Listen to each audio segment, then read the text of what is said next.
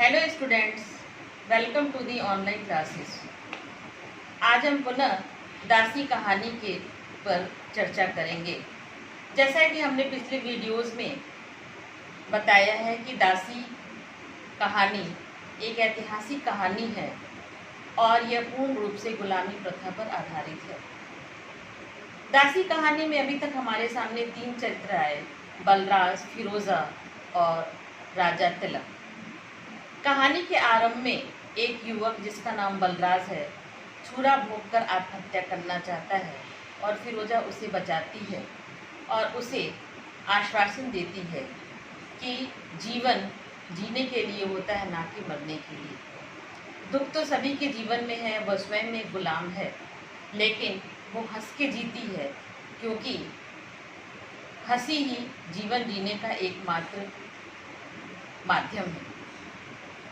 और वो जब अपनी दुख भरी कहानी बलराज को बताती है तो बलराज को उसके ऊपर आश्चर्य होता है।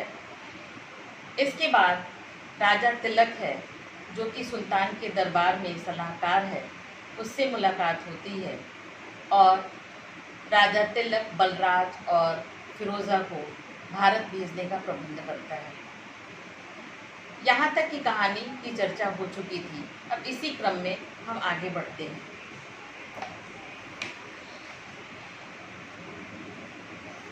फिरोजा, मैं हिंदुस्तान नहीं जाना चाहता। मेरी एक छोटी बहन थी, वह वहाँ है। क्या दुख उसने पाया, मरी या जीती है, या कई वर्षों से मैंने इसे जानने की चेष्टा भी नहीं की। राजा तिलक फिरोजा को हिंदुस्तान भेजता है और उस संदर्भ में वो अपनी बहन की चर्चा करता है जिसका नाम इरावती है, और वो उसकी चर्चा करते हुए यह भी बताता है कि पता नहीं इरावती का क्या हुआ, आज वो जिंदा भी है या नहीं, कितना दुख उसने पाया होगा, क्योंकि उस समय स्त्रियों की दशा भी बहुत दयनीय थी। कई वर्षों से मैंने इस बात को जानने की चेष्टा भी नहीं की और अब राजकाज के कार्यों में व्यस्त रहा। मैं हिंदू हूँ फिरोजा, आज तक अपनी आकांक्षा अर्थात अपनी इच्छाएं ही पूरी करता रहा, अपने आराम में मस्त, उन्नति में विस्मृत और गजनी में बैठा हुआ हिंदुस्तान को, अपनी जन्मभूमि को और उसके दुख दर्द को भूल गया। सुल्तान महमूद के लूटों की गिनती करना, उस रक्त रंजित धन की तालिका बनाना, हिंदुस्तान के शोषण के लिए सुल्तान को नई नई तरकीबें बताना, यही मेरा काम है। वह फिरोजा को बताता है कि वो जो भी सुल्तान के चापलूसी में या सलाहकार के रूप में जो भी कार्य करता है, जिसके लिए वो अंदर से खुश नहीं है, लेकिन ये उसकी मजबूरी है। दूर रहकर मैं भी वहाँ कुछ कर सकता था, पर हिंदुस्तान कहीं मुझे जाना न पड़े, उसकी गोद में फिर रहना पड़े, तो मैं क्या करूँगा फिरोजा, मैं वहाँ जाकर पागल हो जाऊँगा। चिर निर्वासित विस्मृत अपराधी इरावती मेरी बहन, आह मैं उसे क्या मुँह दिखाऊंगी। फिरोजा और बलराज की बातें सुनने के बाद राजा तिलक को अचानक से हिंदुस्तान की याद आने लगती है और सबसे ज़्यादा उसे अपनी बहन इरावती की याद आती है। और उसके बारे में वो कहता है कि लंबे समय से राज्य से निकला हुआ, चिर निर्वासित का मतलब लंबे समय से राज्य से निकला हुआ विस्मृत अपराधी, एक भूला हुआ अपराधी मैं हूँ, और इरावती मेरी बहन का क्या हुआ होगा, पता नहीं वो जी भी रही होगी या मर रही होगी, वह कितने कष्टों में जीती रही होगी और मर गई होगी तो फिरोजा। और उसने प्रश्न चिन्ह लगा दी कि अगर वो नहीं होगी तो वो शायद अपने आप को कभी माफ़ नहीं कर पाएगा। अहमद से कहना मेरी मित्रता के नाते मुझे इस दुख से बचा ले। और वो फिरोजा के माध्यम से यह संदेश भेजना चाहता है अहमद के पास। फिरोजा कहती है, मैं जाऊंगी और इरावती को खोज निकालूंगी।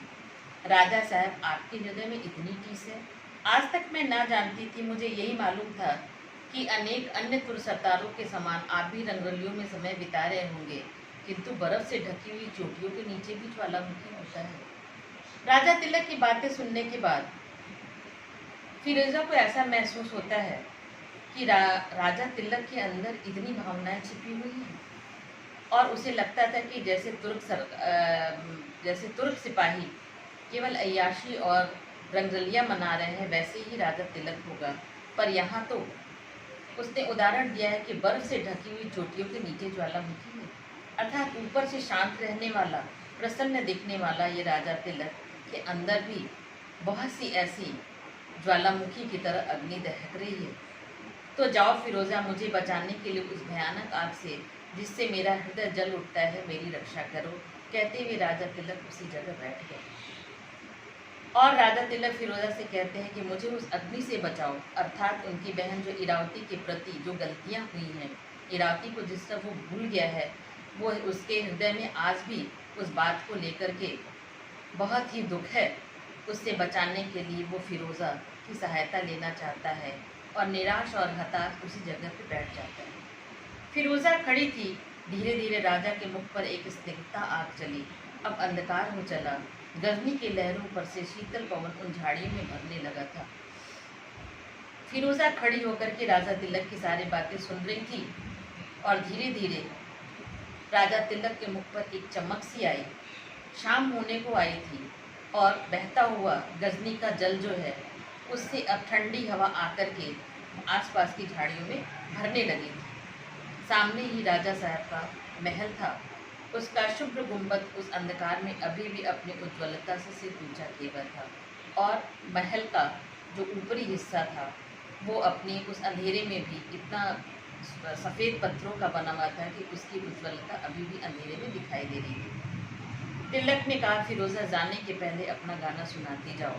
और इस समय राजा तिलक बहुत दुखी था, इसलिए वह फिरोज़ा से गाना सुनाने की बात करता है। फिरोज़ा गाने लगती है। उसके गीत की ध्वनि है, मैं जलती हुई दीप शिखा हूँ और तुम हृदय रंजन प्रभात हो। जब तक देखती नहीं जला करती हूँ और जब तुम्हें देख लेती हूँ तभी मेरे अस्तित्व का अंत हो जाता है। मेरे प्रियतम, संध्या की अंधेरी झाड़ियों में गीत की गुजार घूमने लगी। फिरोज़ा का गीत भी अत्यंत दर्द भरा हुआ था। वो अपने जीवन से जुड़ी हुई घटनाओं के आपे एक गीत गाती है कि मैं इंतज़ार करते हुए से दीपक इंतज़ार कर रहा है, मैं जलती हुई एक दीप शिखा की तरह हूँ और तुम्हारा हृदय एक उजाले की तरह है। जब तक देखती नहीं जला करती और जब तक मैं तुम्हें नहीं देखती तब तक तुम्हारे इंतज़ार में मैं जला करती हूँ और जब तुम्हें देख लूँगी तो मेरा अस्तित्व का अंत हो जाएगा, अर्थात मुझे लगेगा कि मैंने तुम्हें पा लिया है। और इस तरह उसकी गीत की आवाज़ झाड़ियों में गूंज रही है। यदि एक बार फिर देख पाता, पर यह होने की नहीं, निष्ठुर नियति उसकी पवित्रता पंखी हो गई होगी। उसकी उज्ज्वलता पर संसार के काले हाथों ने अपनी छाप लगा दी होगी। तब उससे भेंट करके क्या करूँगा अपने कल्पना के स्वर्ण मंदिर का खंडहर देखकर। कहते कहते बलराज ने अपने बलिष्ठ पंजों को पत्थर से जकड़े हुए मंदिर के प्राचीर पर दे मारा। एक शब्द एक क्षण में विलीन हो गया। युवक ने आरक्त आंखों से उस विशाल मंदिर की ओर देखा और पागल सा उठ खड़ा हुआ। परिक्रमा के ऊंचे ऊंचे खंभों से धक्के खाता हुआ घूमने लगा। इस राजा तिलक से मिलने के बाद बलराज और फिरोज़ा हिंदुस्तान पहुंच गए। वहां पहुंचने पर बलराज ने के मन में विचार आ रहा है कि वह इरावती के बारे में सोचता है कि कहीं वो अकेली स्त्री, उसकी पवित्रता कहीं पंखिल तो नहीं हो गई है, अर्थात कहीं वो अपवित्र तो नहीं हो गई है। क्या वो इतनी उज्जवल थी, लेकिन इस निर्मोही संसार में ऐसा तो नहीं कि किसी ने उसके साथ कुछ गलत व्यवहार किया हो। मैं उससे भेंट करके क्या करूँगा। और ऐसा करते हुए वह कल्पना करता है और एक जो स्वर्ण मंदिर का खंडहर बचा हुआ है, उस स्वर्ण मंदिर के खंडहर पे ये रुके हुए हैं और बार बार अपनी बेबसी और लाचारी के कारण वह उस मंदिर पे हाथ मारता है। उस मंदिर की जो के खम्भे हैं, जो प्राचीर है, जो गुंबद बने, वहाँ पे अफसोस जाहिर करते हुए अपने आप को अत्यंत बेबस पाता है। उसका एक एक सब क्षण में विलीन हुआ। युवक ने आरक्त आंखों से, खून से सनी आंखों से उसने विशाल मंदिर की ओर देखा और पागल सा उठ खड़ा हुआ। परिक्रमा करके ऊंचे ऊंचे खंभों को वो घूमता रहा और उसके हृदय की बेचैनी और बढ़ती गई। गर्भगृह के द्वारपालों पर उसकी दृष्टि पड़ी। वे तेल से चुपड़े हुए काले काले दूत अपने भीषण त्रिशूल से जैसे युवक की ओर संकेत कर रहे थे। वह ठिठक गया। सामने देवगिरी के समीप धृत का अखंड दीप जल रहा था। केसर, कस्तूरी और अगरू से मिश्रित फूलों की दिव्य सुगंध की झकोर रह रहकर भीतर से आ रही थी। विद्रोही हिरण प्रणत होना नहीं चाहता था, परंतु सिर सम्मान से झुक गया। मंदिर के अंदर का दृश्य, गर्भगृह अर्थात जहाँ मूर्ति रखी थी वहाँ पे द्वारपाल मंदिर की सुरक्षा कर रहे थे और वहाँ वह रुक गया। घी के दीपक जल रहे थे, केसर, कस्तूरी और अगरबत्तियों की सुगंध आ रही थी और जो कि बलराज को हृदय को झकझोर रही थी और उसका जो हृदय विद्रोही हो गया था इरावती के नाम मिलने से और सुल्तान के व्यवहार से उसका हृदय विद्रोही हो गया था, इसलिए वो ईश्वर के सामने झुकना नहीं चाहता था, लेकिन फिर भी उसका सिर जो है सम्मान से ईश्वर के सामने झुक गया।